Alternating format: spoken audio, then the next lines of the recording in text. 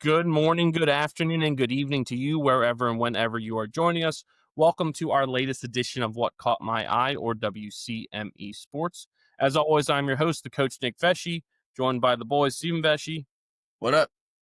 And not here, but here in spirit is the man, Stephen Comlo. Apparently, some jabroni rammed their car right into a power line right outside of his neighborhood. Cut off the power and the internet. They have power, but no internet, and the timetable for that is indeterminate. So before we get into our top catch for this evening, even without Comlo, just a reminder to follow us on all of our social media. That's on X, Instagram, Facebook, Twitch, TikTok, Snapchat, and Threads at WCME_sports. Our episodes drop every Wednesday at noon on Spotify, YouTube, and iHeartRadio. And all that information can be found on our website, WCMEsports.com. Now, without further ado, we get into our top catch for the evening. And this one, of course, was the epic Dodgers-Blue Jays Game 7 of the World Series. It was an epic World Series to begin with up until that point. And the way that Game 7 played out pushed it over the top. So, few things here. First off, it was the first Game 7 in a World Series since 2019. Max Scherzer started that Game 7 for the Washington Nationals over the Houston Astros. This Game 7, he started for the Blue Jays. He became the fourth pitcher ever to start multiple Game 7s, joining Bob Gibson, who did it 3 times, Don Larson, who pitched the perfect game in the World Series, and Lou Burdett. Of course, we all know Lou. Yep. Another note for the Blue Jays, bench coach Don Mattingly. It was his first World Series he was in as a player or coach. It's a span of 5,744 games that Mattingly either played in or managed before he got to his first World Series, and went all the way to 7 games in the most, heart-pounding fashion. Thought that was Donnie Baseball. amazing. He's first baseman. Mattingly he's got a new swing. Pants.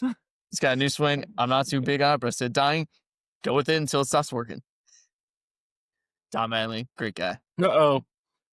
This game is over. They're waddling like penguins. Somebody screwed up big time. Another thing, Ernie Clement from UVA.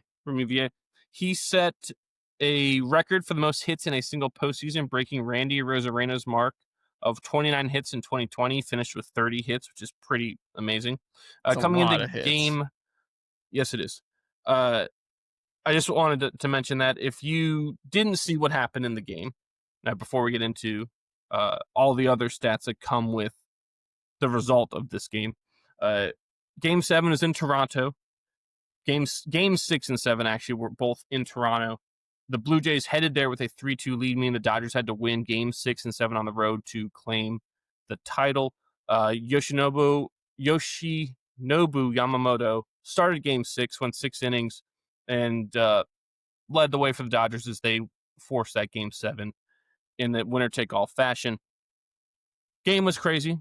Blue Jays went up, I believe, 3-1. Bo Bichette, or 3-0. Actually, Bo Bichette demolished a homer to center field. Pimped that. Yes. Off of, was that Ohtani? No, off of Ohtani, who started Game 7. Yep. Just demolished that. And then the Dodgers kind of inched their way back. There was a Max Muncy home run in there. I believe Will Smith might have hit one. Doubled in a run. He had a home run as well. He had 2 home runs in that game. He had 1 home run. His home run came later, remember? Yes, it did. Right. And so they inched their way back. Eventually, we have a 4-3 game entering the top of the 9th inning. Blue Jays are 3 outs away from claiming their first World Series title since they won back-to-back in 92 and 93. And then with 1 out, up steps number 9 hitter Miguel Rojas, the 36-year-old veteran. At this point, utility infielder. A lot of his career was at shortstop, but a guy who's known for his glove. He's in there for his glove, right? He steps up to the plate and takes a slider that kind of backed up on Blue Jays closer Jeff Hoffman and smokes it over the bullpen in left field to tie the game at 4 and force extra innings. And a couple things with that home run, right? Coming into Game 7, Rojas hadn't hit a home run in a month. October 1st was the last time he hit one against the Reds. And it was his first home run. So sorry, he hadn't had a hit. Excuse me. He hadn't got a Had single a hit? in a month. He wasn't really playing either. Not a hit. His first hit in an entire month coming into Game 7. He had, I think, a single earlier in the game. And that home run, the game tying one in the ninth, was his first home run since September 19th. It was also his first home run of the entire year off of a right-handed pitcher. He had 7 in the regular season, all off lefty pitchers. Is this all right? Compare this to 2005, I think. Scott Podsednik. Yes. Is that where you're going? Yes, yeah, this is exactly up there where with Scott Podsednik, and Ozzie Smith had one for the Cardinals. Kind of, I don't think he had hit a home run from the left side that entire year. Ozzie Smith was a switch hitter. Yep. I believe he hadn't hit one up from the left side the entire year and hit a walk-off homer in the playoffs. Right, like literally the shortest distance you could in right field. But yes, this is up there with that. Rojas is the second player ever with a game-tying or go-ahead home run of a winner-take-all World Series game. So game-tying or go-ahead, joining Bill Mazeroski in 1960 when he hit the walk-off home run over Yogi Berra, who was playing left field at the time for the Yankees. So Rojas hits that to force, well, actually didn't force extra innings because you get to the bottom of the ninth, and the Blue Jays get the bases loaded. Yeah. Was that 1 out? 1 out. Bases loaded, 1 out. And I believe Dalton Varsho comes up and hits a chopper to the aforementioned Rojas at second base. And he makes kind of a stumbling stop and just fires an absolute seed to Will Smith at home plate to get the runner Isaiah Kiner-Falefa by like an inch. Yeah. At that. And it took all that effort in that throw. If he doesn't make that throw as hard as he does and as perfectly as he does, Kiner-Falefa's safe in the Blue Jays won the World Series. Yeah. I do want to talk about that play a little bit because a lot of people are nitpicking. These are people who probably didn't play baseball at a high level, are nitpicking Kiner-Falefa's lead and lack of secondary lead. And because he didn't have much. And basically, like Whit Merrifield had to go online and tell people, no, he did exactly what he is taught to do. You can only take your lead as far as the third baseman. And if there's less than 2 outs, you cannot make that out at third base. If there's a line drive, you have to be able to get back to the bag. Yes. That is too important. Now, which obviously is correct. The only issue I had was he's got to run through home. And no one runs through home because they're not used to it. I think you're always taught it's a force play. It's a force play. You just run through it, spread through the bag, and he might be safe. It didn't even cross my mind because it's the first thing I saw. Home plate is such a unique base though, because that's part of the reason. One of the reasons he was almost safe is because Will Smith's foot kind of comes off the. But again, it's not a bag; it's a plate. So if there was a bag there, right, like you're used to on a force play, he's sliding into the bag like you would need to. And Will Smith's foot wouldn't be coming off anything because he'd have that like cushion under him. Right. And as someone who's had to catch forces at the plate, as a catcher versus catching them at first base, it is a kind of disconcerting just feeling you have because you don't really fully know where the plate, you can't feel it because it's flat on the ground. Right. So very understandable how Will Smith's foot comes off it because it's so hard to tell when you were in that position with your spikes and where it is. So I didn't even think about that running through it. You are exactly right about the lead and the secondary lead, right?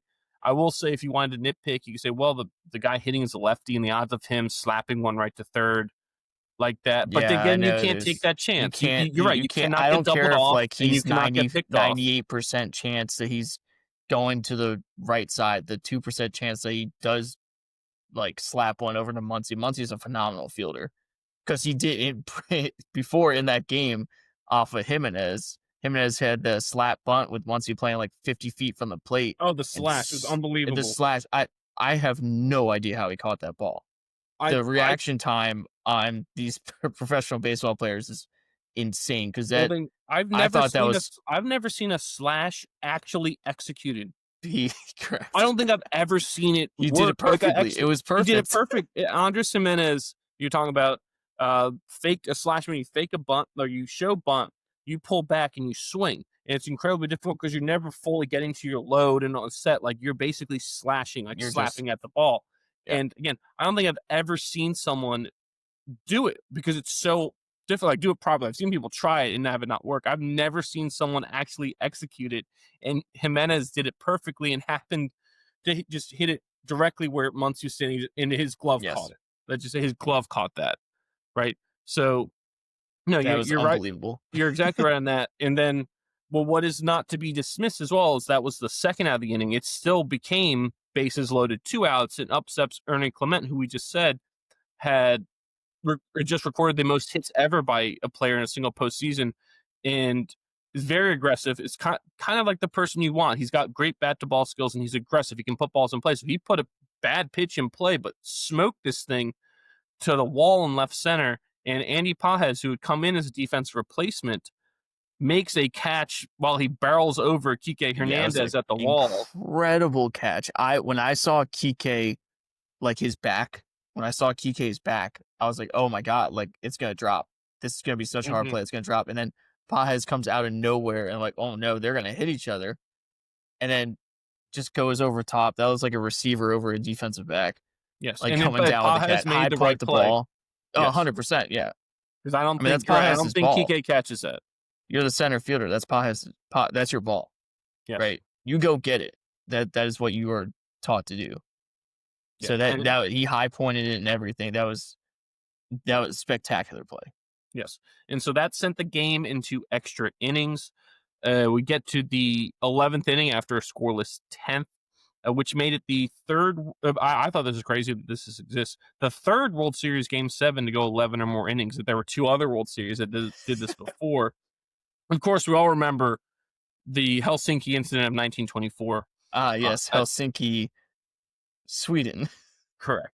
And the other one was 1997, which was won by who, boy? 1997? Is that Yankees? No. Who got the game-winning hit and who scored the game-winning run? Is that Marlins? Yes. Is that who got the game-winning hit for the Marlins? Is that not? I want to say it's not. It's before Miggy's time. Correct. Is that like Renteria or something? Correct. Edgar Renteria. And who scored the run? I'll give you a hint. He's a current manager in the National League. Is it Mike Lowell or something? No, Craig Counsell.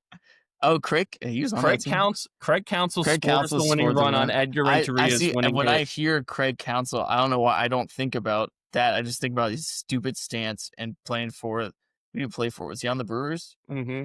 Yeah, That's what I think of. Yeah, I think at one point he was on the Diamondbacks. I did not know he was the person that scored that run. Yes, Craig Counsell scored the run on. I loved it. I loved Renteria's stance. That like super closed, like interesting. He was nasty. He's an underrated player. Correct. I believe won a World Series MVP with the Cardinals. Cardinals or Giants? Cardinals. Are you sure it's not the Giants? I thought it was the Giants. Actually, you might be right. Anyway, I digest. So we were witnessing history. You're right. Going into Giants. 11th inning. And in the 11th inning, Will Smith, the Dodgers catcher, takes forget who was pitching, but takes him deep into left field again, to give the Dodgers a 5-4 lead. Crazy enough, right? The guy who caught Miguel Rojas's ball, there's a dad there with his son. Okay. His son caught Will Smith's ball. They were both Toronto fans. Yes, a dad and his son. Again, like not just like a little kid, a grown man, son, grown man, dad. They both caught those home runs, and the dad brought a fake baseball into the game for such a moment. So when he caught Rojas's home run, he put it into his pocket, took out the fake one, and hucked it onto the field to give everyone something to cheer and boo about, because he knows you can't throw back the Miguel Rojas ball. That is going to go down in history as one of the most incredible home runs, right? You have to keep that, and you have to keep the Will Smith one. But I got one ready to just huck on the field. There you go. Everyone boo and cheer, which was awesome. They in the bottom of the 11th, the Blue Jays were threatening again, but then Alejandro Kirk grounded into the game-ending 6-3 double play to give the Dodgers back-to-back titles. They're the first team to win back-to-back World Series since the 1998 through 2000. So that's a three-peat. New York Yankees.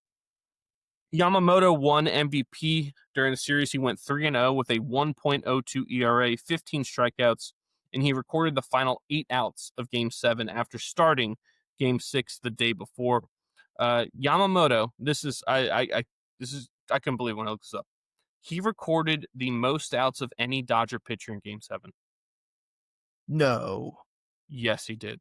because Shohei didn't make it all the way through 3 innings. Shohei pitched 2 1/3. Yamamoto pitched 2 2/3. Glasnow, Snell, none of them pitched more than 2 2/3 innings. Yamamoto recorded the most outs of any Dodger pitcher in Game 7. That's insane. Insane. So in That- in back-to-back nights, he recorded the most outs. Mm-hmm. Correct. That's stupid. Yes. Oh my god, The dude, whole thing is stupid. It's insane. It's one of the best pitching performances we've seen in a World Series ever. I mean, that's It up there is. with Mad Bum. It is. It really is. It is. Because, I mean, I would argue in some ways Bumgarner's was more incredible because he pitched 5 scoreless innings to earn the Yeah, save if you look at his numbers, in they're Game like 7, which is just stupid. But his numbers are beyond like this was absurd. But if you look at Mad Bum's numbers, they are like unfathomable. yes, no, I did. But Yamamoto, what we did, because when you think about it, Mad Bums was over a decade ago. Yeah, it was 2014. Right. And so that's an entire generation of baseball fans, right? Kids who didn't see that. They're not going to have the same appreciation for it. That's, kind of Yeah. like something happening in like late 80s, early 90s for us that we like the Jack Morris is an example. 10 inning shutout in Game 7. Twins beat the Braves 1-0 in the World Series, right? I know about it because, nerd, right? But also the annals of baseball history. You watch enough stuff, they'll talk about it, but it's hard for me to have the same appreciation for that as I do for Madison Bumgarner, right? Right. This Yamamoto performance is on that level, right? The kids, fans today, and especially because Yamamoto coming over from Japan and how baseball obsessed that country is and how many people over there play baseball, right? This is, one of the most impactful performances you will see from a baseball wise on the largest, grandest stage of them all, doing something that an entire generation has never seen before, and many people may never see again. Right? Is pretty astounding and remarkable that we got to watch that. Yeah, that was an incredible performance by him. Incredible World Series. Did you feel like the Dodgers stole a World Series there a little bit? Do you No, feel like Toronto was the better team? I thought it was very evenly matched. I thought both managers did an incredible job. There were That's true. That's a very good few point. times where I thought, "Oh, that was a bad decision," like you say all the time watching a Yankees game, right? Very few That's a times. very good point. How many times do we go, even if it's hindsight or whatever, and go, God, how do you put this guy here, or how do you keep him in, or why didn't he keep him in? How do you pinch hit, or whatever it Yep. is, or God, this team looks badly coached. No, that's a very good point. I Didn't it have was any it, issue with anything the managers it did, was so well and managed. they pulled all the right buttons. There was a lot of stuff they had to do.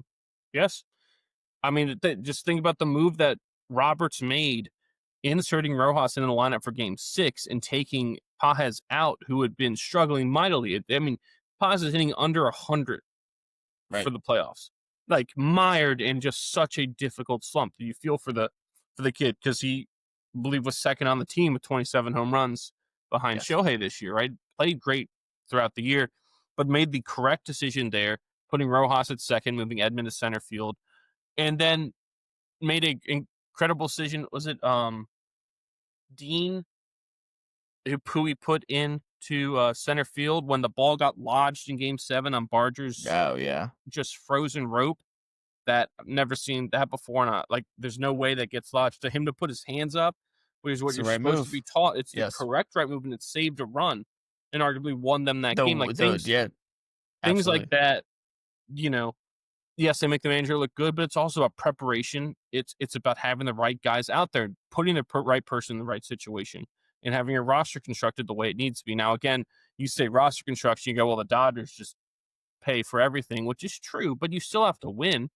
Right, there's a time where everyone said, "Oh, the Yankees pay for everything," and went out and got Randy Johnson and Carl Pavano and Ellsbury and all the other garbage signings that they've had that didn't amount to success, right?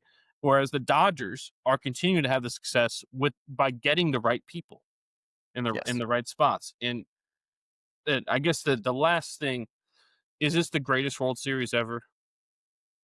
Uh, I mean, of our lifetime, it probably is. Because Of I our I of I our of hate. our of our previous, like, I don't know, maybe modern, like, last 10 years or so, it's some of the best. Well, actually, hold on, I take that back. Cubs Indians was phenomenal. Yes, That was one and of my favorites I hate that question being asked so close after the game and the because it's series all, ends, because yeah, it's so hard. You have so much recency bias. But I just read a fantastic article written by the incomparable Tim Kurkjian, who said Tim and gave Kirkjian. reasons why, backed by statistics, everything. That said this is the greatest World Series ever, and had all these things why. And so you kind of trust a Tim Kurkjian who's seen everything and he knows more about baseball, or he's forgot more about baseball than we know, right? So you trust a Tim Kurkjian when he says these things, but I also hate that it's like the first thing we say, because it's hard. Like, it's the first question someone asks me, and my first response is I don't know. But you brought up that 16 World Series, Cleveland, Chicago. I My think first thought was the that's my 2011 one with St. Louis and Texas, the David Freese series, in that Game yeah, 6, when I believe in like the last 4 or 5 innings of that game, someone hit a home run to go ahead. yeah. It We was didn't like the have only one time of ever.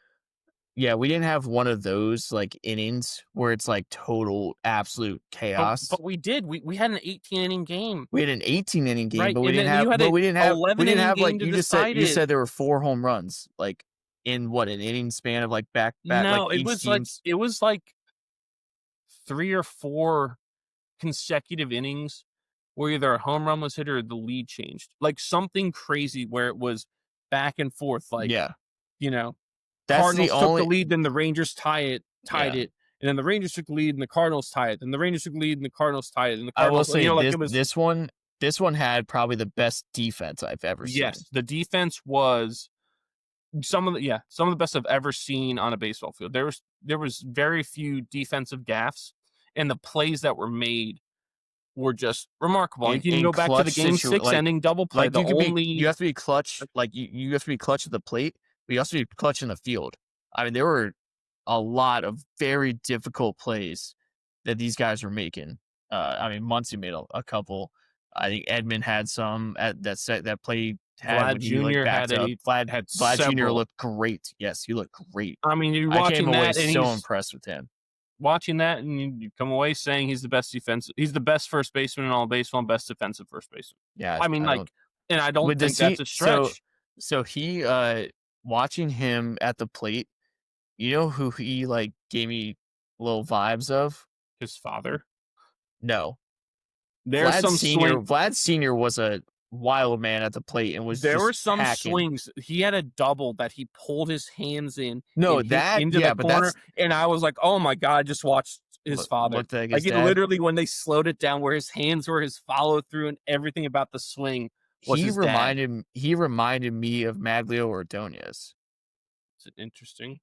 With more power. His stance, the bat to ball skills, the high average with, like, he's got pop, but every now and then it's almost like gap pop, right? I would have went more Miguel Cabrera with that. I'm not to take away from Maglio Ordonez, but I I don't have know. him more in like I the. think he will get to Miguel Cabrera because he's only 26. I think his power's, like, he's always had, like, unbelievable power, but he's got to put everything together. He hit what, like I think like 26 or so home runs this year, 27, somewhere around there.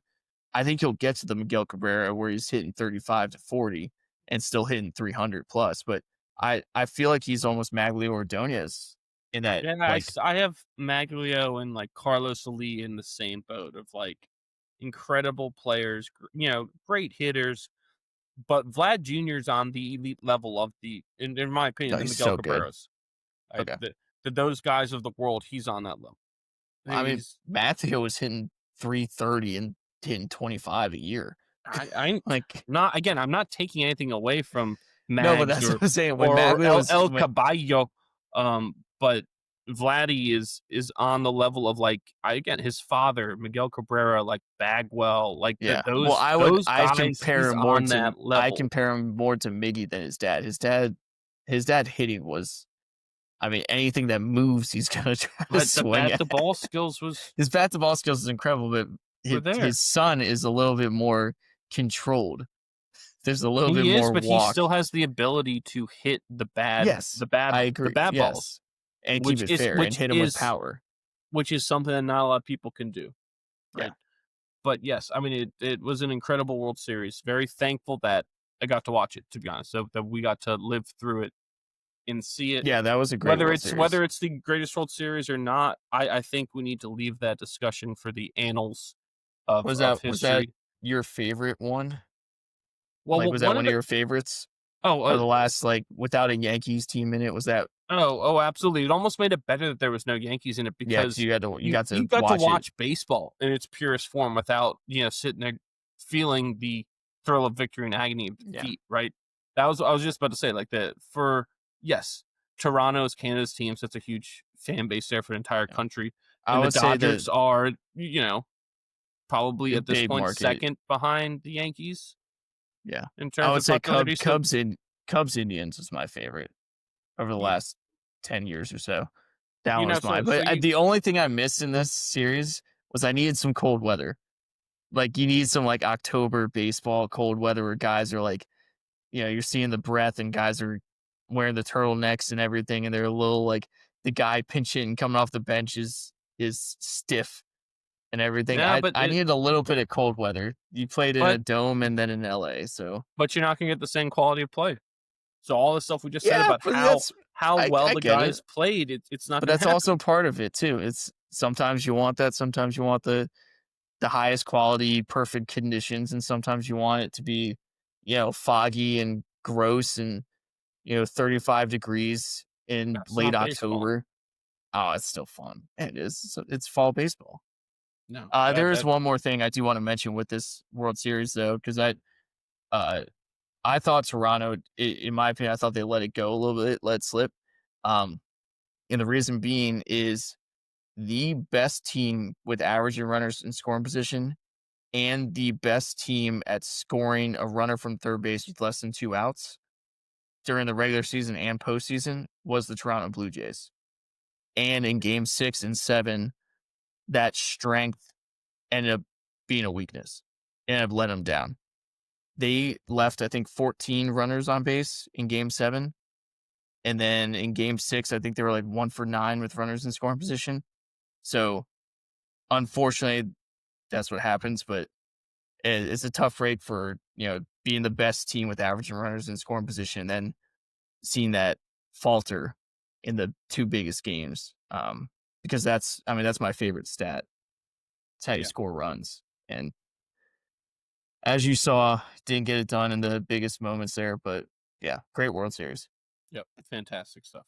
All right, moving on to our three strikes. Boy, hit the Oh, button. I got to get to that button because you catch me off guard here. Here we go. Huh! Oh, baseball's over. All right. Let's go to the college football winners and losers. Like we do every week, we will go through the winners and losers of the previous week's games. We're going to start with the losers. L for love.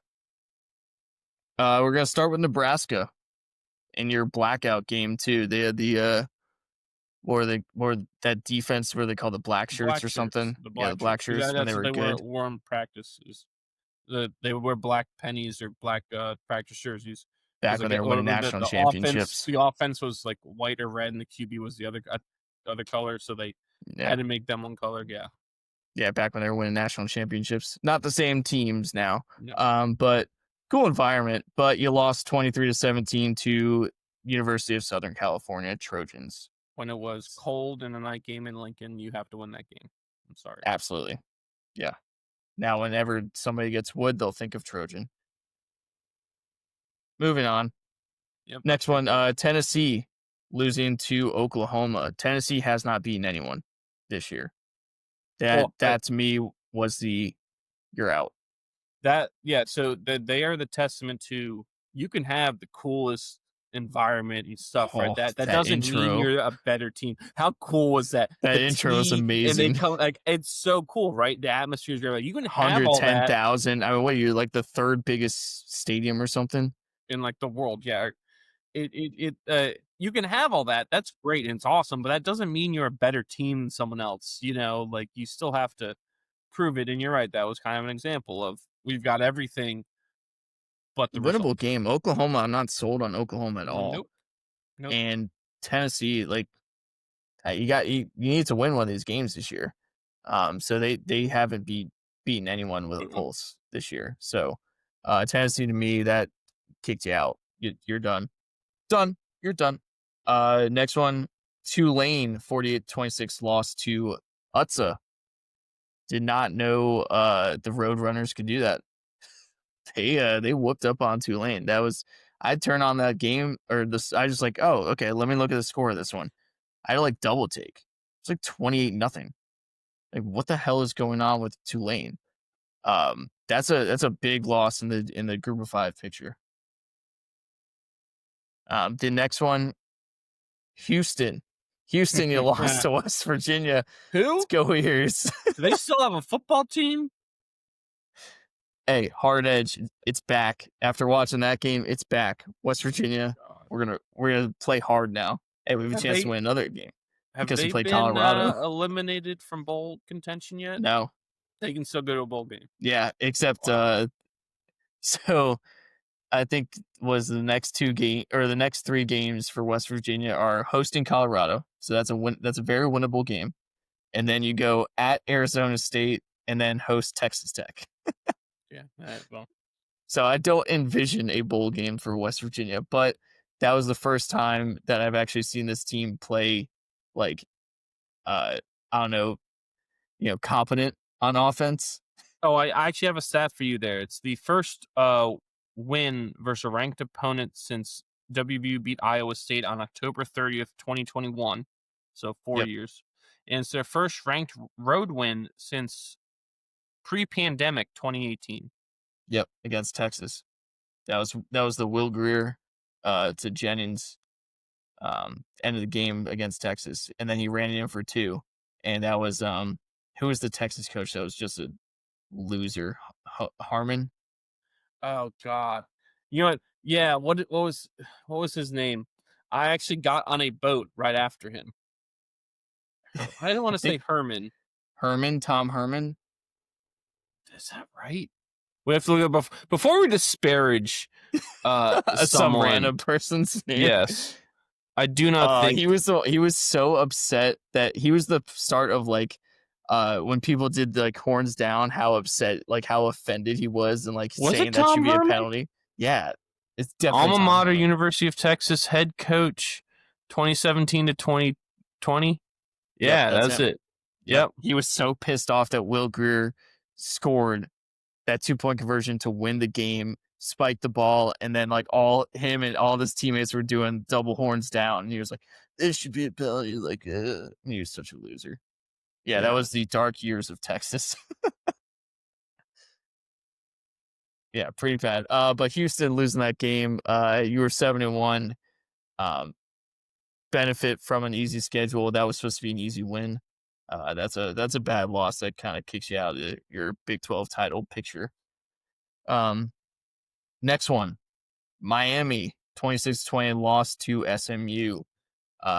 We've said it before. I mean, every year Miami always has the hype And look at this blue chip talent. Look, they got the quarterback. They've got these guys.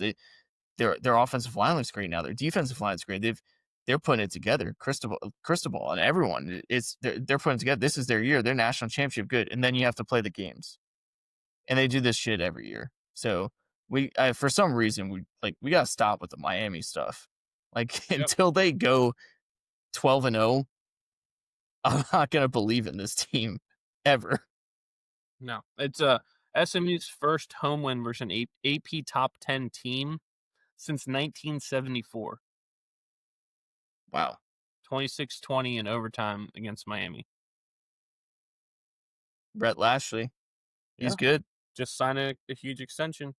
By the way, SMU is not going away anytime soon because they have a lot of money and a lot of donors. A lot of people are backing that team. Money. Woo! Love it. And your number one loser for me this week was Georgia Tech. Georgia Tech 48-36 lost to NC State. NC State somehow puts together, the best game of their year. Georgia Tech, you had it all in front of you. Now you still do, but now that game against Pitt is going to mean a whole lot. Your margin for error is gone. It's done, yeah. And Pitt is very good right now. Yes, it's even though they NC lost to State's West Virginia. First top 10 victory since beating Clemson in 2021, and it's the highest ranked win for the Wolfpack since beating Florida State in 2012. Wow. That was after Russell Wilson too. Yeah, that's after Russell Wilson. I don't know who the quarterback was. Wasn't it Glennon? Glennon, that's who it is. That's exactly who it is. But yeah, Georgia Tech, that's a pretty big loss. So they play Boston College next week, which, automatic win. And then you play Pitt and then Georgia. So the Pitt game is the most important game because the Georgia game, as it is a rivalry game, it is non-conference. So a win, I guess, it could potentially allow you to be in the conversation. Yeah. For the CFP. It's still a big game, when you think of it that way, but because the way the playoffs set up, and rightfully so, is that you technically always control your own destiny, that if you can win your conference as a power conference, you're in. Right. Correct. So you just have to get to the championship game, which, like you said, the Georgia game has no bearing on that, but the Pitt game is massive. Game's big. Yeah, that game's really big because Pitt plays Notre Dame, which doesn't count for the conference. Then plays Georgia Tech, and then I think they have Miami. Yeah. So I think Pitt will beat Miami. Yes. But that Georgia Tech game to me is that's the biggest game of the ACC season. All right, moving on. Are we good with the losers? Do you have anyone to add that you want to add? Nope. Okay. Good stuff. All moving on. in my book. All non-winners. Yeah. Non-winners. All right, let's go to the winners. Utah, big winner, 45-17 over Cincinnati at home. That was a statement game for Utah. Yes. You had to get back to proving that you are a legitimate contender. Big win for Utah. Next one, North Texas, 31-17 over Navy. Navy was undefeated. Navy still is leading that conference. But North Texas, I believe, now moves into second place in that conference. Well, when we said this last week, I think all those teams are going to want to playing each other. They're all going to. The week before, you had Memphis play USF, and then Navy's going to play Memphis and USF. They're all going to want to play each other. Yeah. These last couple weeks, and then that all gets sorted out, and whoever survives goes to the championship game. North Texas has the clearest path because they are done with those games. Because they've already played USF, they did lose to them. But North Texas did not play it. They didn't. No, Memphis. Play Memphis. They did not play Memphis. This is North Texas' next 3 games: at UAB, at Rice. They beat Memphis. Yes, that's it. They did. At Rice and then versus Temple. All winnable. Go Owls. They should Rice actually be. Temple. That's true. They have to go through the Owls. 2 Owls there. Yeah, they should. they should be favored pretty heavily in all of those games. So they have the inside track to get there. Memphis still has to play Tulane, East Carolina, and Navy.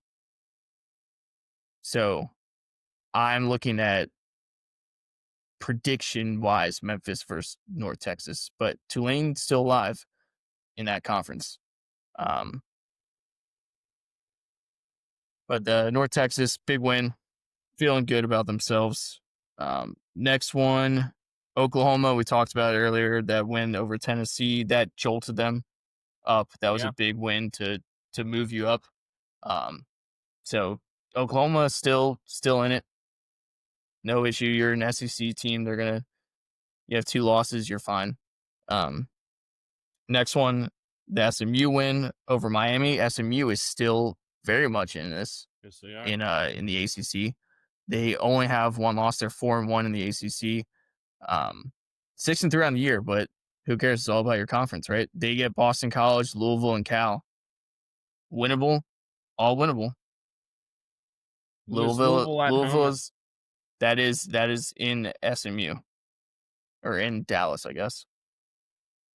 So that's a big game that could have massive ramifications in the ACC.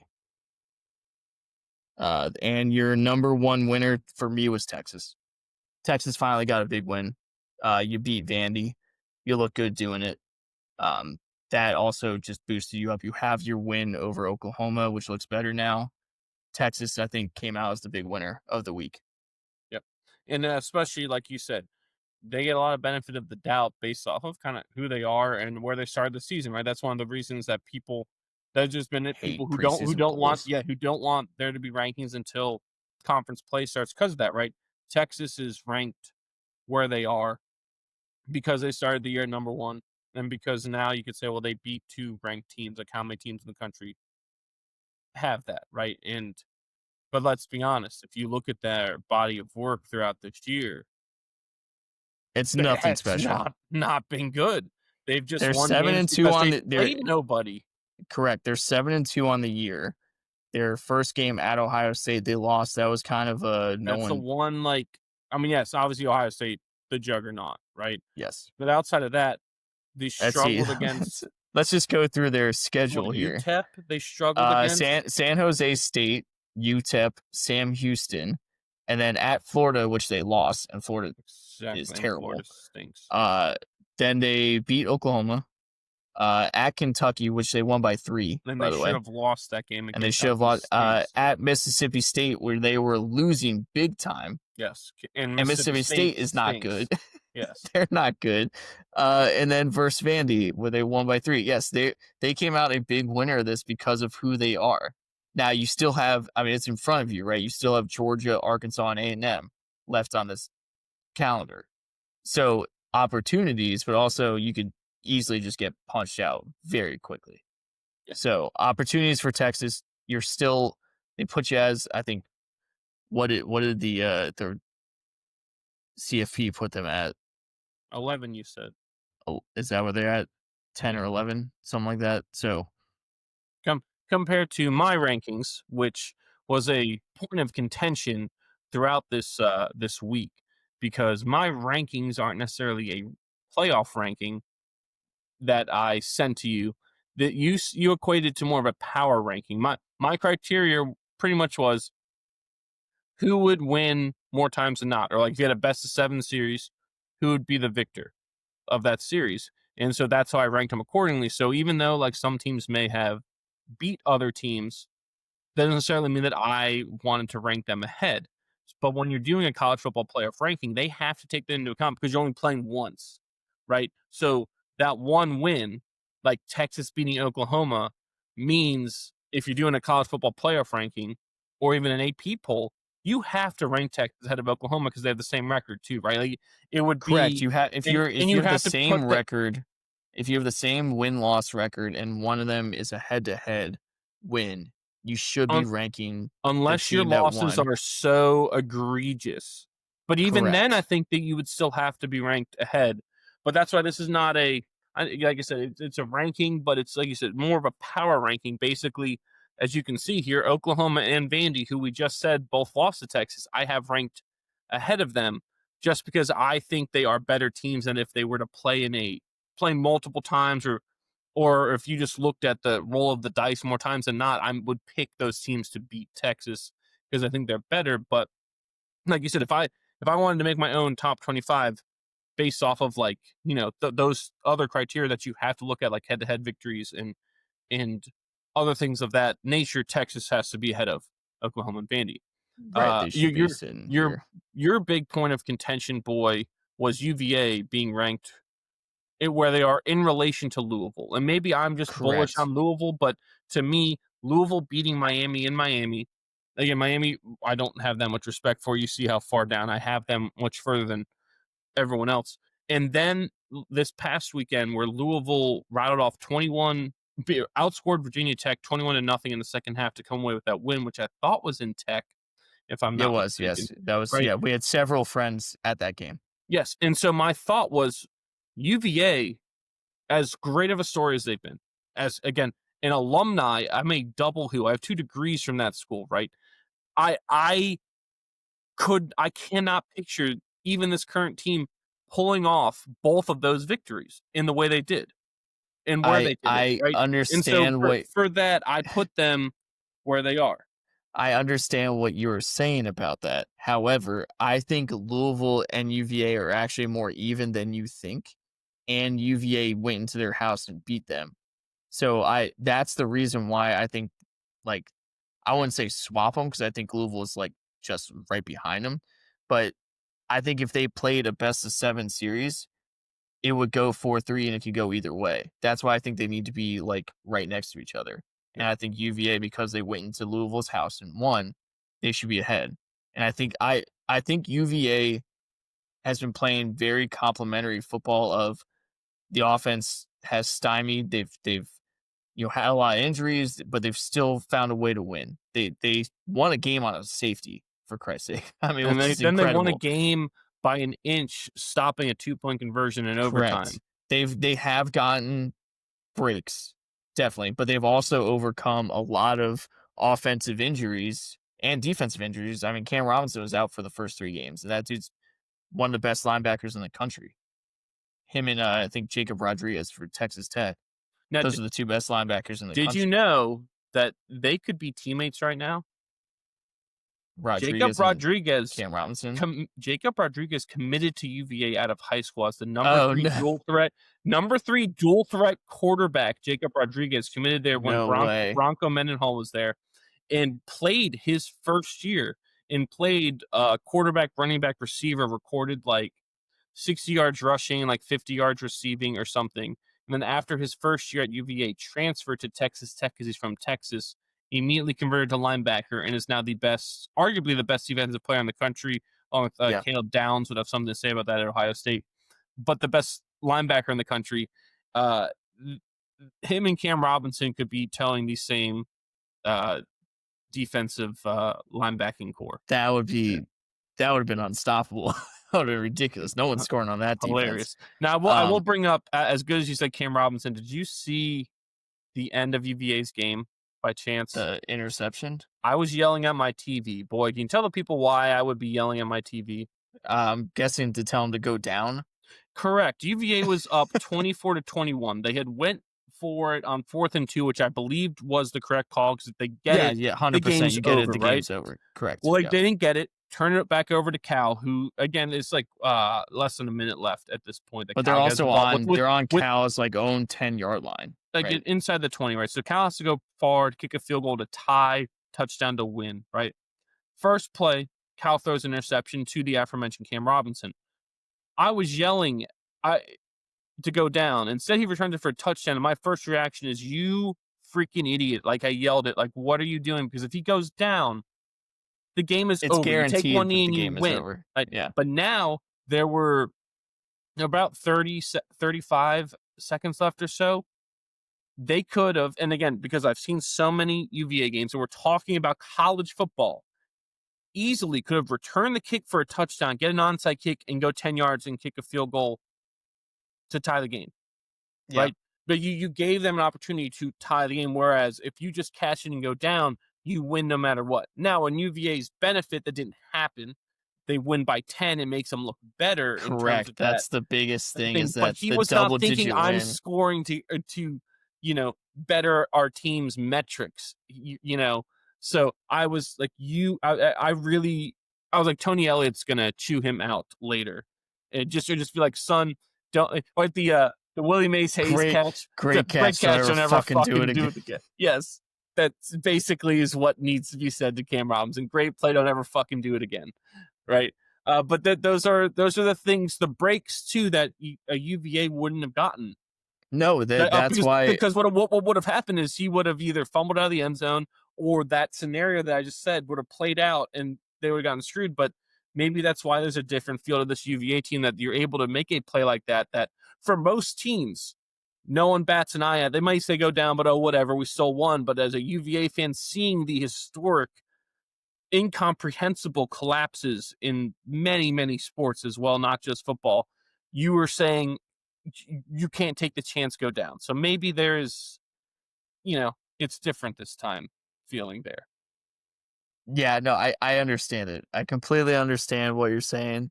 And yeah, you go down, guaranteed victory. But UVA feels a little bit different. They feel more like, I guess, a like complete team than they've ever felt.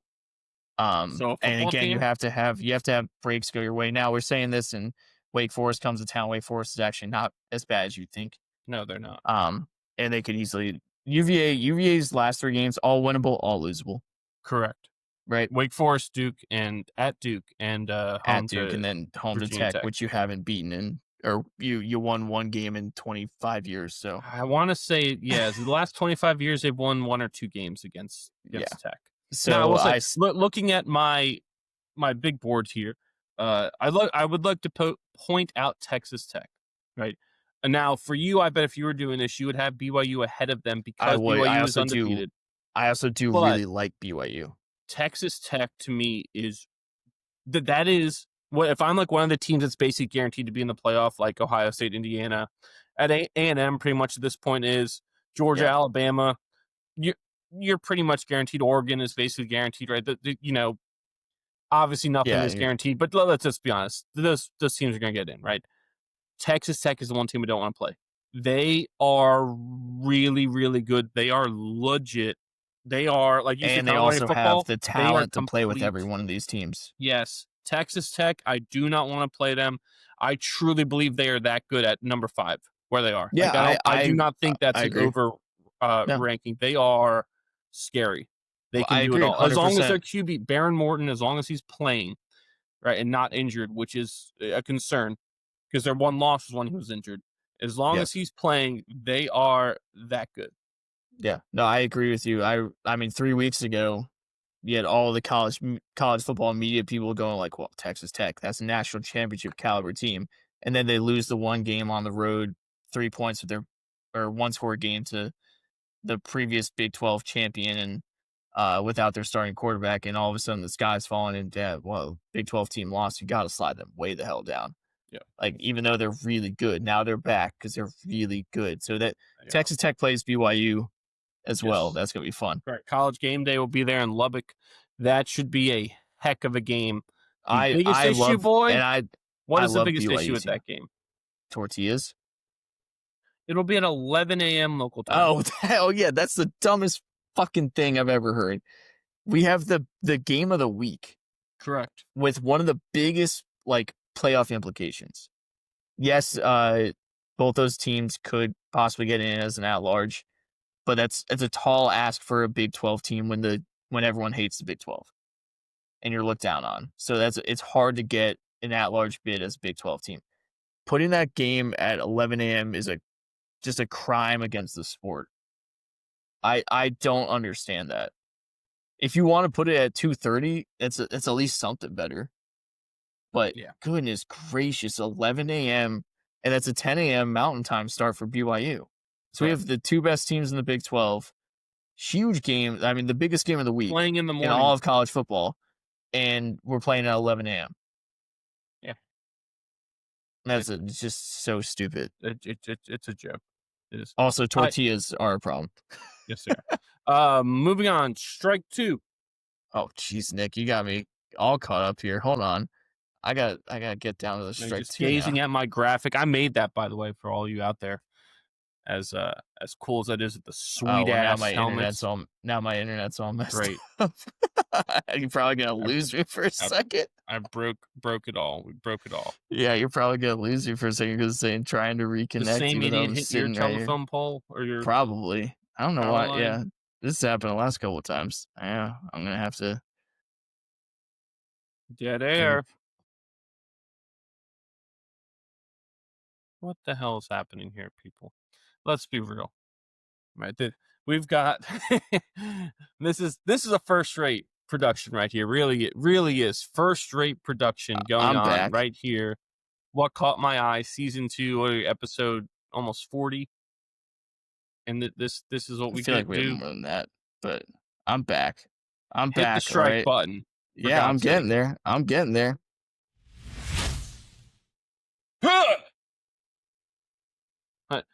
Strike two. I'm gonna go with Denny Hamlin in the NASCAR Cup Series Championship. If you I get Denny Hamlin and Kyle Larson, let's give the due where it is, right? Kyle Larson became the 18th driver to win multiple NASCAR Cup Series championships, claiming the title over Denny Hamlin from Richmond, yep, Chester, in Chesterfield the greater County, Richmond but area. Greater Richmond, yes, Richmond boy, right? 804. Yes, that's the area code.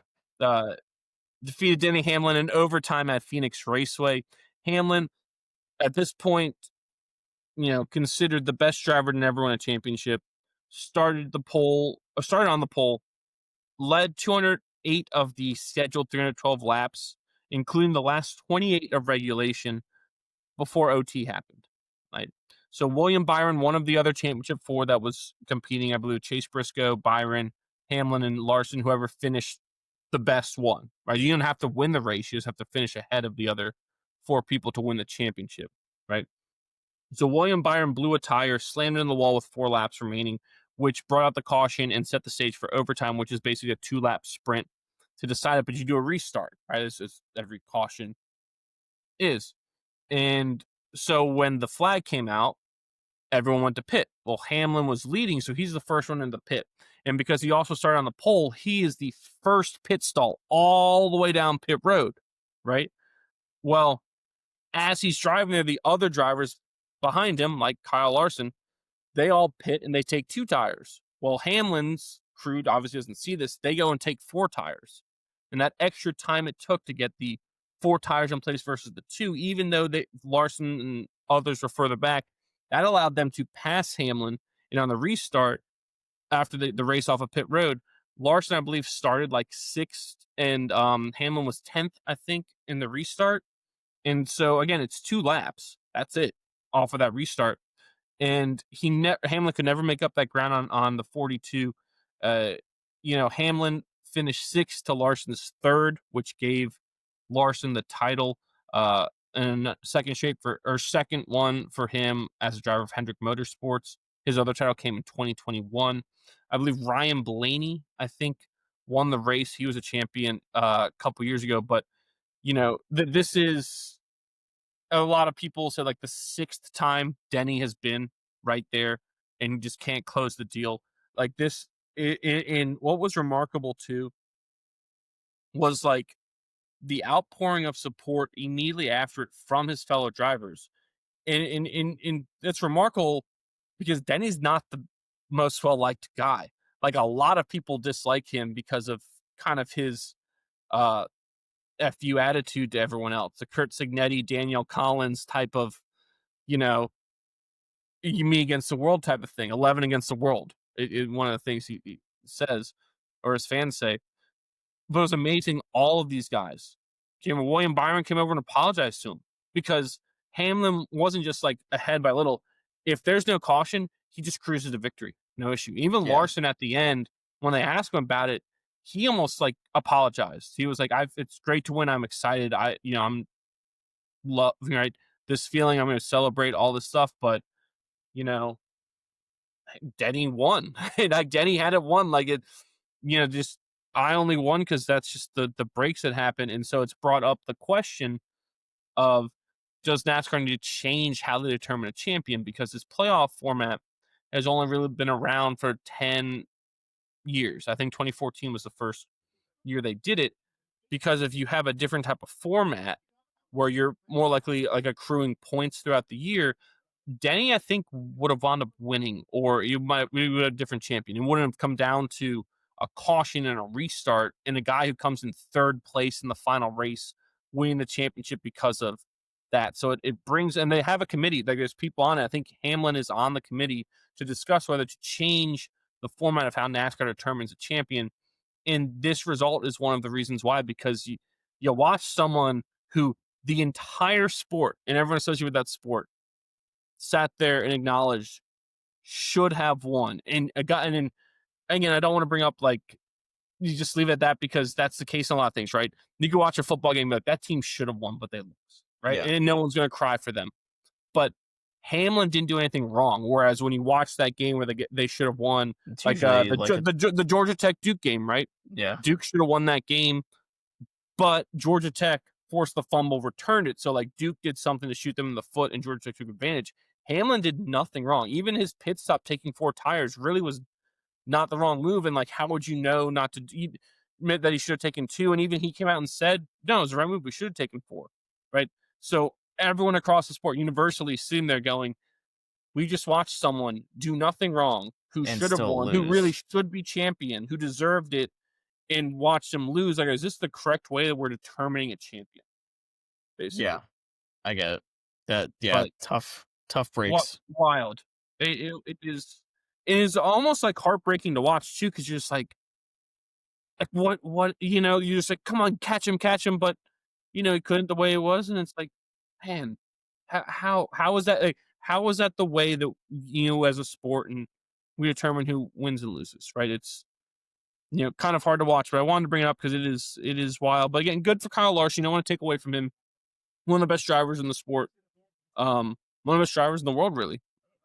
But you want to see Denny get one. He's got multiple Daytona 500s. He's literally won everything. He has 60 career wins, I believe, which, when you consider the other people who are talked about in the best to never win, it's Mark Martin and Junior Johnson. Junior Johnson, I think, won 50 races, and I believe he never even raced a full year. Like he didn't care about winning the championship. He was just, oh, I'll just go race this one and win. To just like First or last. yeah, that type of character. Mark Martin, fabulous driver, but he only won 40 times. So Denny's won 20 more times than Mark Martin. Denny has multiple Daytona 500s. He's won everything. He is the most accomplished driver to never win a cup, and it is crazy to even think about that. So, and even guys were like, man, I hope he gets one. Like, we're literally, Larson even said it, like, before he hangs it up, he needs to win one. Like, we need him to win one. And again, this is a guy who's not liked. How right? old is he now? Denny's 44. Woo! I know. Been racing 20 years in the Cup Series. So yeah, it's one of those where you wonder if that this was his last. Yeah. Because he had a fantastic year this year. He should have been champion. And it's one of those where the sport is kind of at a loss. Moving on, I do have let's do a strike for Kamala. I got some. I'll make some up. Got it? All right. Couple football things here. The Bears-Bengals game and the Jaguars-Raiders game from the NFL over the weekend. Boy, you watched more of the Bears-Bengals game than I did. I do have a stat here. The Bengals are the first team since the 60s. I believe it was, I think, the 66 Jets, but I could be wrong, to lose consecutive games while scoring 38 or more points. So they lost to the Jets last week, 39-38. They lost to the Bears this week, 42-38. They feel like 42-41? Well, I forget what the score was. Yeah, something like that. They feel like the Big 12 of like 10 years ago, where it's like their offense is amazing, right? Their offense is great. It's like, Joe if you could have coming in there just slinging it. It looks fantastic. If you could have anyone on that defense with a pulse, Just give me 31 points and we'll win these games. Like that's it. You can give up 31 and we'll win. But their defense is just fucking terrible. And that's always been the case with it was Zach Taylor there as the coach. He's never had a Not good the defense. president No, not in the general. president from Virginia. Right. But no, since he's been the coach, I mean they've been great offensively. I mean they even got to a Super Bowl and were a bad holding call away from I think winning a Super Bowl on Logan Wilson. But you got to play some defense. It's hard to win football games if you don't play defense. And that game, the end of that game was just comical. Honestly, the Bears had that game over. Like that game was done. And there was, I think Tremaine Edmonds, the linebacker out of Virginia Tech, I believe. Correct. He had an interception, and he like caught it as he was like going down to the turf, got up and ran it. I think another 90 yards, and I think it would have put the game at like 47-20 or something, 47-21, something around there. And it was like, okay, that's it. It's completely over. But they reviewed it and called that he was down by contact, which I wasn't paying too much attention. Just like the first glance, I didn't think anyone touched him, but they called him down by contact at like the 10. So Bears do nothing. Bengals get it, immediately score, immediately get a 2-point conversion, then get the ball back again, score again, and now all of a sudden the Bengals are now leading the Bears, who thought this game was completely over. And then I'm looking at it, I'm like, there's 20 seconds left or whatever it was, and I'm thinking, like, I'm about to text our friends, our Bears fans, like The Bears. I'm about to text them, like, oh, tough way to lose. That's hilarious. Like, here's the same old Bears. That's so funny. And then Williams throws a seed to Loveland, who bounces off of 3 guys and goes for like a 70-yard touchdown with like 10 seconds left to win the game. I was like, no fucking way. Absolutely hilarious game. Yes. The Bears. The Bears, don't they have a winning record? Are they 5 They're and 5 3? and 3. They're 5 and 3. They look.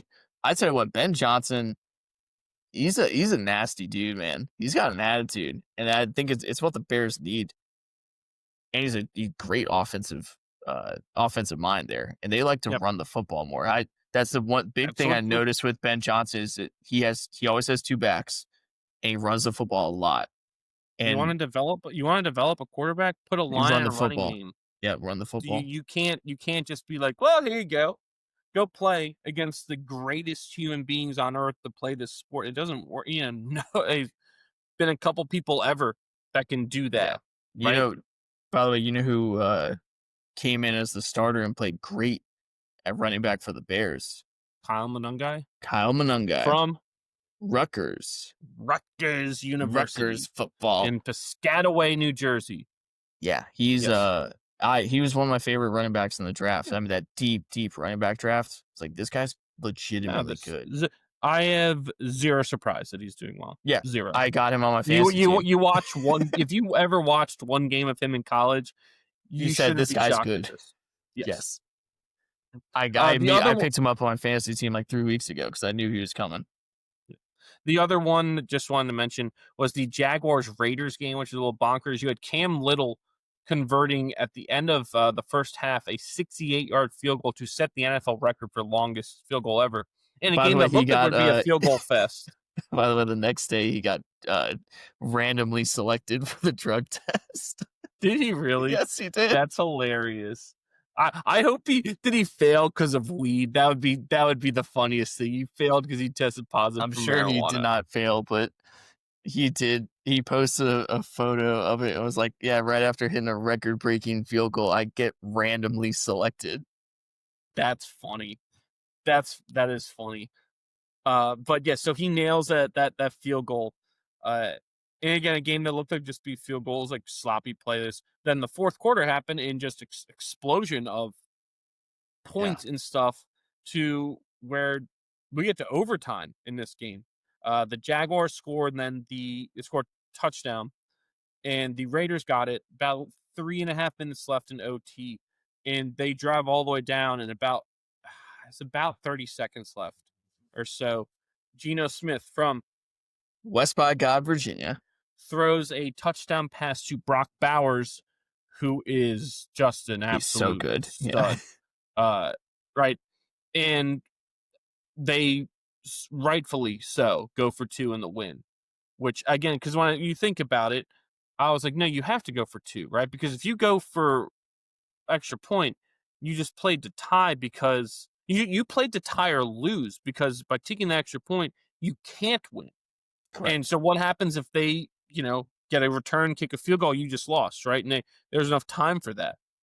So you go for the only path to victory, which is to go for 2 there, which I do believe, again, the correct decision. Ball gets bad down the line of scrimmage, so it looks very deflating, anticlimactic way to end a game like that. But absolute correct call by Pete Carroll and company.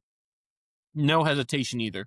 Immediately go for 2. And I was saying to you have to go for 2 in that Yeah, scenario. Like absolutely. you cannot, because also, right, what if the Jags got to just take a knee? So you just played to tie? This isn't Europe. This isn't soccer. Like what? Why? Yeah. Why do you even do this? What? Yeah. And tie, no playoffs?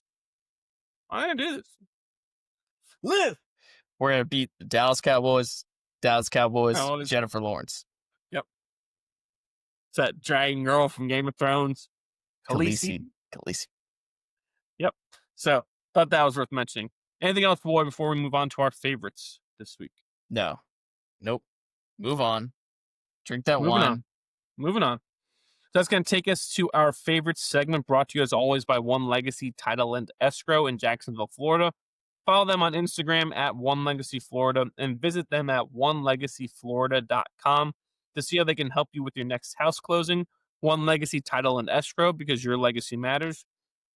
This week we went with our favorite World Series MVPs ever. Boy. All right.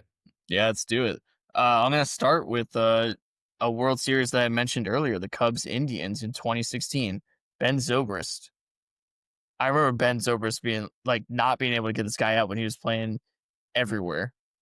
And I love players that can play multiple positions and then and then just they show up in the biggest moments, because like as you're in a regular season you have your stars and whoever your cogs and your machine, your 3 and 4 hitters, but then there's the Ben Zobrist of the world that just get things done. And for him to win MVP is awesome. That was one of my favorite World Series, and Ben Zobrist deserving of the MVP. The next one, Manny Ramirez, 2004 Red Sox, breaking the curse. I also just love Manny Ramirez and wanted to put this in there just to piss you off. Who? He had the greatest right-handed swing of all time, and What Hall of Fame is he in? allegedly did PEDs.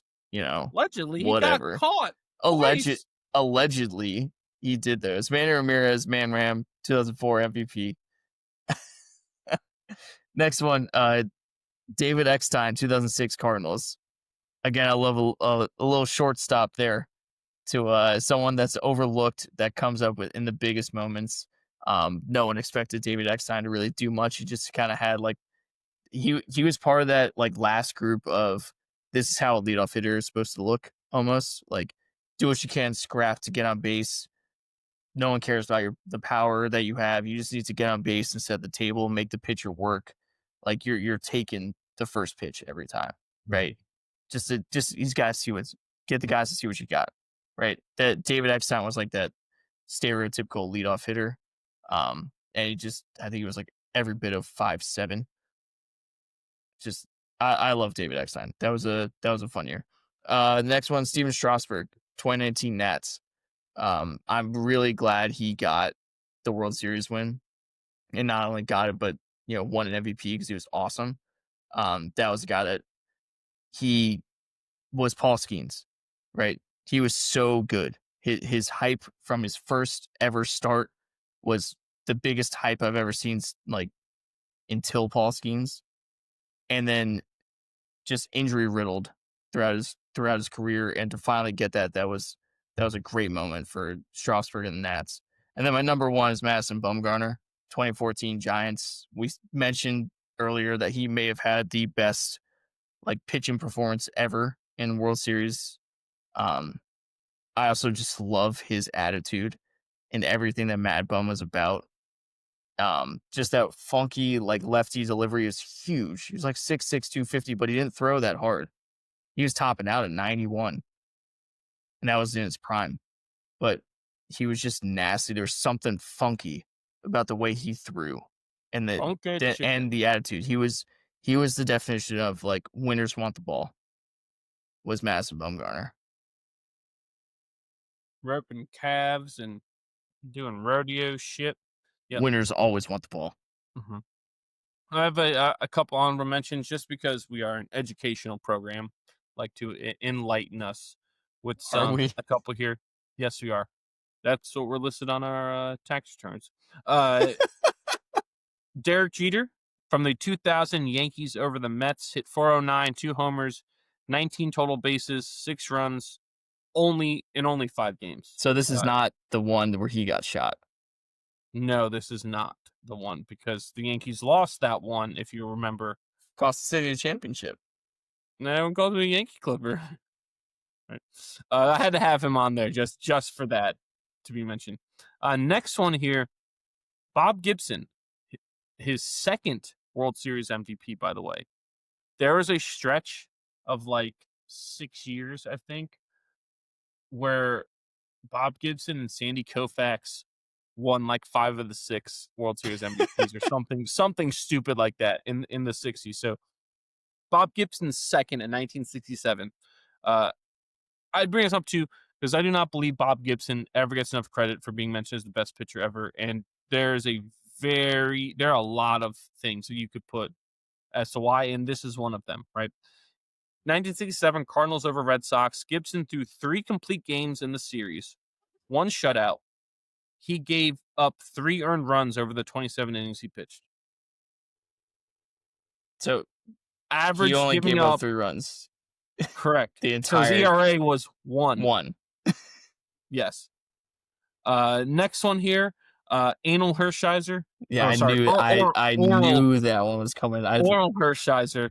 1988 Dodgers over Athletics. He went 2-0, 2 complete games, 1 shutout, 17 strikeouts. But this is my favorite part. He batted 1,000 with 2 doubles in that series. Didn't No get out at way. the plate. God, That's the best part of that remember whole when thing. pitchers were hitting? Yes, exactly. Just wanted to, again, educational program. Pitchers used to hit kids, and Anal Hershiser batted 1,000 with 2 doubles and threw 2 complete games in the series against the Athletics in 1988. Just wanted to say that for everyone. Number 4 is Reggie Jackson because this spawned one of the greatest nicknames in sports, Mr. October. In 1977, Yankees over Dodgers. Reggie hit 450 with 5 home runs. 3 of them came in the clinching Game 6 and 6 RBIs. So not a lot Did of anyone have a better bat flip than flip. Reggie? Yeah, that Yeah, it's awesome. like It's awesome toss because it's back. simple. Like you notice it, But but it's it violent. says, "I got you." Yeah, it's like that perfect like violent like bat flip, but also like the stare at the ball. Like, oh yeah, I don't even have to look at it. Anything else? Oh, I got it. Yeah. And that he's got one of the best bat flips ever. Yes. Reggie Jackson. I believe that was also his second World Series MVP. I think he won one with the Athletics.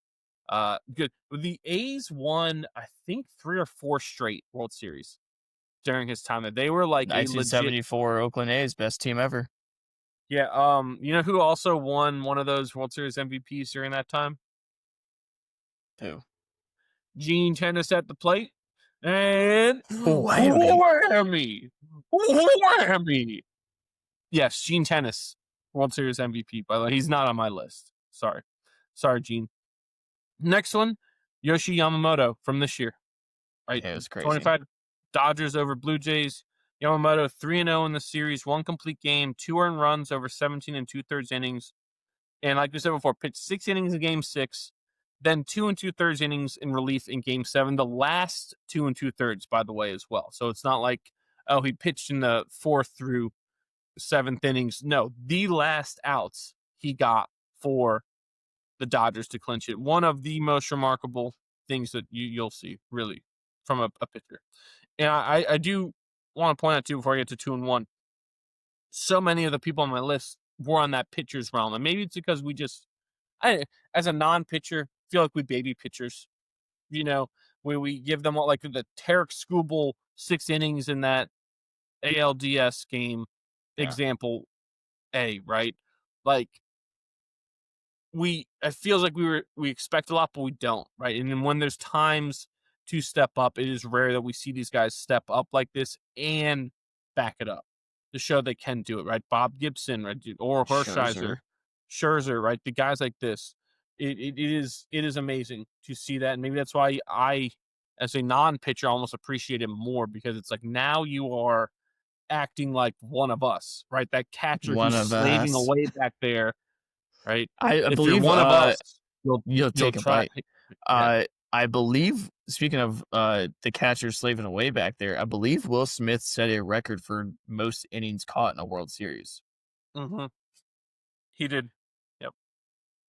And I think There you maybe go. in single playoffs too. Uh, Number 2, David Freese from 2011 Cardinals over Rangers. He had 348, but really it was like game 6, game tying triple in the ninth, right just over Nelson Cruz's outstretched glove, and the walk-off home run in the 11th to force game 7. It's still one of the best hitting. Like he still has like one of the highest career, I want to say, playoff batting averages ever. Just a out of nowhere. Just a player Yes. out of nowhere. Just a random average third baseman. But That's what I still, love about it. That's what I even when he love went, about I believe, because he went to the postseason. Dodgers, and even when he went to the Dodgers and they got to the playoffs, was raking. So just certain Something dudes, about the moment. yes. And David Freese is who you want up. It really is. And number 1 is Madison Bumgarner. In 2014, Giants over Royals. Mad Bum went 2-0 with 1 shutout and 1 5-inning save in game 7. He gave up 1 earned run over 21 innings. 1 earned run over 21 innings. Hey, I right, love it. that's the best part. 1 shutout, but also 1 5-inning save in the clinching game 7. It is awesome. As much as I love what Yamamoto did, and as heroic and badass as it is, a the 5-inning save is just so ridiculous to me. It's Against fantastic. against a team like the Royals, who were similar to the Blue Jays, who put the ball in play, high average runners in scoring position, long at bats, bat to ball skills off the chart. They're great players on the Royals teams. Right? When you talk about the Hosmer, Salvi Perez, Moustakas, Alex Gordon, Oh yeah. Yep. you're right. There are some really good players on those teams. And Mad Bum mowed them down for 5 innings in Oh, relief who to was their win the game. center? Who was their center fielder? Lorenzo Kane, sorry, That's forget. Lorenzo Kane. Another great bat to ball guy. Right? Underrated player. He was great. Very He underrated. had that Yes. lean, like kind of had like a hitch, like after in like his follow through where he'd like lean back. Yes. Now, Mad Bum, number 1 there. Anything else before we move on? I like to say Smoltz was great in this World Series, especially with uh the pit. Like obviously he was a pitcher, but lest we forget, Smoltz was a starter and a closer. Mhm. So he was able, like having him able to speak on both sides of like when a starter comes there, like the Dodgers pitch a lot of starters as relievers, how different it is, how these things look, like how It's not just the a video game where mindset. you just plug a Yeah, overall rating and it runs a listening to simulation. Smoltz talk about that was fantastic. It was educational. I When you watch games, I hope more people listen to the analysts more and like actually try to listen to what they say. A lot of times we're quick to just, I don't want to listen to this guy. This guy stinks or whatever, or he sounds weird, whatever it may be, or like, oh, he doesn't have the energy. Smoltz is fantastic. I love you Analropist. learn things. I'm an analyst and a therapist. I'm an analropist. There you go. Spell that out, boy, in your head before you Oh, go any further. Bring us to what to look for, brought to you as always by BB Cookie Co. Looking for the perfect way to stand out at the next event you are hosting? Well, custom cookies are a timeless way to have everyone still buzzing even after they leave. Look no further for your cookie needs than DB Cookie Co. Follow them on Instagram at VB Cookie Co. and message them to order yours today. Whether it is a bridal shower, birthday, engagement, or baby shower, their team will work with you to make all your cookie dreams come true. VB Cookie Co. for the sweetest moments. They also just posted either yesterday or today, like basically a pumpkin pie, but in like cookie form. I saw It that. looked awesome. Uh, so those are out for the this holiday season as well. Boy, give the people something to look for. BYU, Texas Tech, as we talked about earlier. That is again at noon Eastern, 11 a.m. local time on Saturday. One of the biggest college football games of the year, 9 a.m. Pacific. 9 a.m. Pacific. Yeah, and I'm not even gonna try to do Hawaii time. I think that would be 6 a.m. Hawaii time. Um, but also college basketball is back.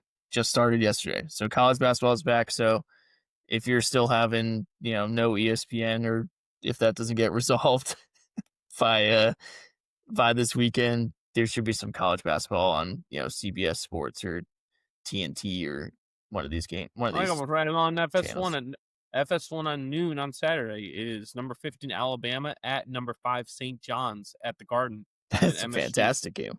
I'll be watching So that in the West Virginia game because I won't have ESPN. So instead of watching BYU Texas Tech, I'll be watching those. very good. I have a couple things for us. The ATP Tour Finals, they start in Torino, Italy, or Turin, as you people like to call it, on the 9th. So I believe that is Sunday. Yes, Saturday's the 8th, Sunday's the 9th. The ATP, that's the men's tour. The WTA finals, that's the women's tour, that will conclude on the 8th. So Saturday, you have the women's finals, the tour final. And then on that Sunday, you have the men's start, and that'll run for a week, just like the women's did. Piggybacking on the college basketball, on the men's side, you have Kansas at UNC Friday night, the Dean Dome. Two blue bloods, even though it got, I think it's 19 and 25 is what their rankings are. Who Wow. But when it's those two teams, who cares? But there are also two teams that have something to prove. They massively underachieved the last 2-3 years, right? 2-3-4 years. So big game for both of them early in the season at UNC. You'd almost think this is must win for UNC, especially with how the ACC is shaping out, that it may not be as strong. It wasn't strong last year. That due to their lack of success previously, they're bound to lose to some of those ACC teams. So this would give them margin for error and something to hope for, especially a game at home. But that should be cool. Kansas at UNC. And last one here, Liverpool at Manchester City in the Premier League, English Premier League soccer or football, right? Liverpool, Man City, those two teams have a combined record this year of 12-1-7. And what that means, boys, 12 wins, I one straight loss, and 7 draws. Yeah, I got that. So one straight loss combined between the two teams. Both the teams are 2-3 in the PLL table, or the PL table, behind Arsenal, who's mowing people down, by the way. But also, these two squads have combined to claim the last 8 Premier League titles. 6 for Man City, 2 for Liverpool. So pretty big contest there, just globally, just in the soccer football. What are their nicknames? Liverpool, are they the Red Dragons? That's pretty cool. It's pretty cool. Man City, I don't know what they are. Man City's pretty new in terms of like just Premier League soccer, right? In us growing up, the 90s, 2000s, they weren't even in the Premier League. Premier League, excuse me. They got bought by some big Saudi money, and or I think it's Saudi money, just threw everything at it, and they can now basically, like the Dodgers, buy whoever they want, The and that turned them into a Citizens. juggernaut. The what? The Citizens. Man City FC. Seeing the nicknames for them are the Citizens. Yeah, you got me. Liverpool's the Red Dragons, right? You'd have to double check me on that, because they have kind of a cool logo. Liverpool FC. The Reds.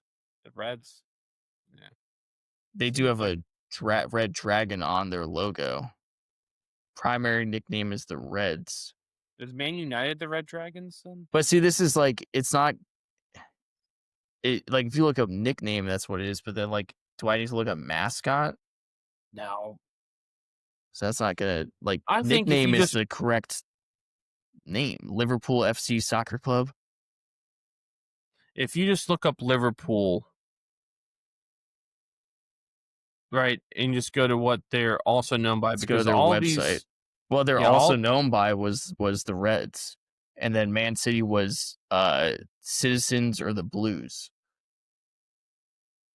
no, you're right, the Reds. Maybe Manchester United is the Red Dragons because they have a similar type of thing going. Again, this is a educational program for those who We're learning with you. we are, and we're not laughing at you. We're laughing with you. The Red Devils is Man United. The Devils. The Devil. He thinks he saw the devil. El Diablo. Hey, buddy, watch where you're going. It's the playoffs. Yeah, gotta smooth the seam. What is that? That's the letter D. I Thought you said no more painting. painting. You said no more face painting. As you can see, this is not my face. Yeah, me and 5 other guys gonna take our shirts off, spell out devils. Okay, so that's gonna do it for us here at What Caught My Eye, or WCME Sports. As always, don't forget to follow us on our social media on X, Instagram, Facebook, Twitch, TikTok, Snapchat, and Threads at WCME_sports. Our episodes drop every Wednesday at noon on Spotify, YouTube, and iHeartRadio. And all this information can be found on our website, WCMEsports.com. For the boy, Stephen Vesci, and the not pictured man, Stephen Comlo, I am the coach, Nick Vesci. Don't forget, be decent to each other, have a good one, and we will see you next time. Take care, Guatemala.